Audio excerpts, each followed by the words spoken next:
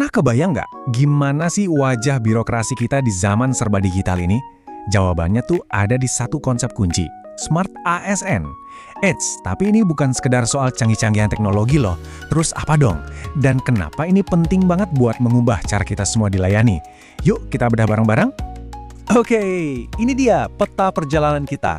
Pertama, kita kenalan dulu sama yang namanya Smart ASN. Terus kita bongkar dua pilar utamanya, yaitu kecakapan digital dan budaya digital. Nanti kita lihat kenapa dua-duanya ini kayak satu paket, nggak bisa dipisah. Dan terakhir kita intip gambaran besarnya buat masa depan birokrasi kita. Siap ya?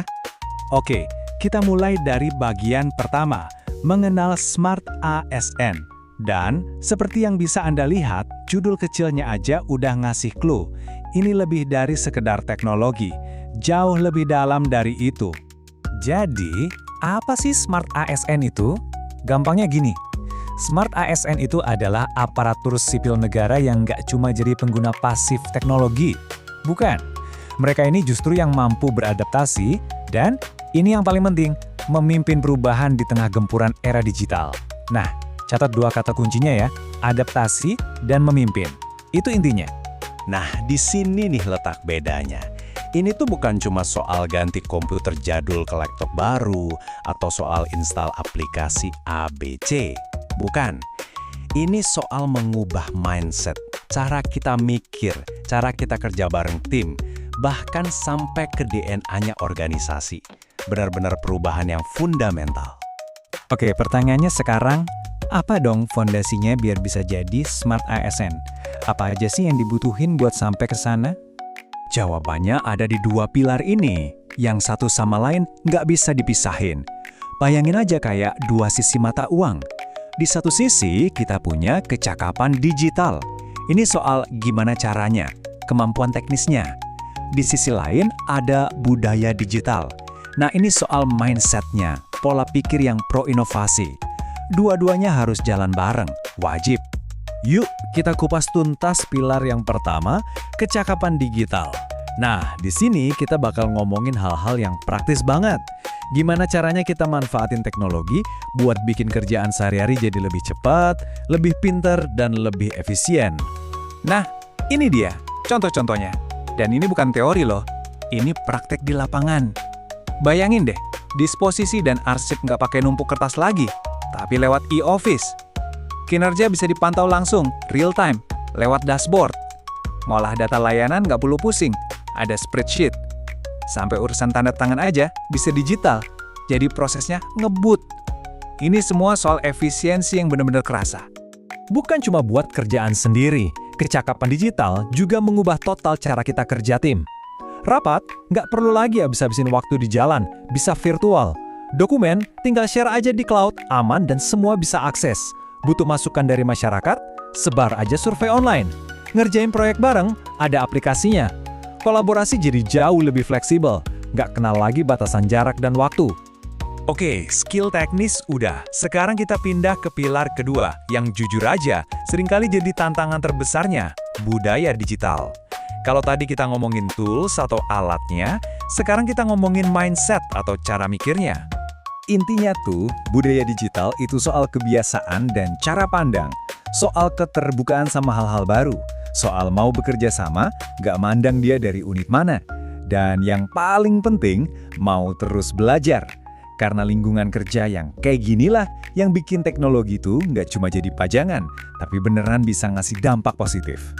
Terus gimana sih ciri-cirinya kalau budaya digital di sebuah kantor itu udah kuat?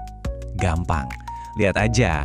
Ada nggak rekan kerja yang saling ajarin cara pakai aplikasi baru? Waktu ada sistem baru, orang-orang pada antusias atau malah nolak? Ada nggak yang aktif kasih masukan buat perbaikan? Dan, apakah orang-orang lebih milih pakai sistem yang resmi ketimbang cara manual yang ribet? Nah, kalau jawabannya iya, berarti budaya digitalnya udah hidup banget tuh. Oh iya, ada satu lagi yang nggak kalah penting, tanggung jawab. Budaya digital yang sehat itu juga berarti kita semua punya kesadaran bareng buat jaga keamanan data dan etika berkomunikasi online. Jadi, soal keamanan cyber itu bukan cuma urusan anak IT ya, ini tugas kita semua, bareng-bareng. Oke, kita udah bahas dua pilarnya, kecakapan sama budaya. Sekarang kita masuk ke bagian yang paling seru. Kenapa sih dua hal ini harus, kudu, wajib jalan bareng? Kenapa nggak bisa salah satu aja? Coba kita berandai-andai. Skenario pertama, gimana jadinya kalau kita punya ASN yang jago banget teknologinya, pinter pakai aplikasi macam-macam, tapi budaya di kantornya nggak mendukung. Orangnya pada cuek dan nggak mau berubah. Kira-kira apa yang terjadi? Ya, hasilnya gampang ditebak. Teknologi canggih yang ada cuma bakal dipakai sama segelintir orang, nggak jadi kebiasaan bareng. Sporadis, nggak merata, dan pastinya nggak bakal awet. Ujung-ujungnya, sistem mahal yang dibeli cuma jadi pajangan di pojok kantor. Sayang banget kan? Oke, sekarang kita balik situasinya. Gimana kalau semangatnya udah membara nih? Budayanya udah oke banget. Semua orang pengen berubah jadi lebih baik. Tapi skill teknisnya kurang, alias gaptek. Apa yang bakal terjadi? Nah, ini juga sama aja masalahnya.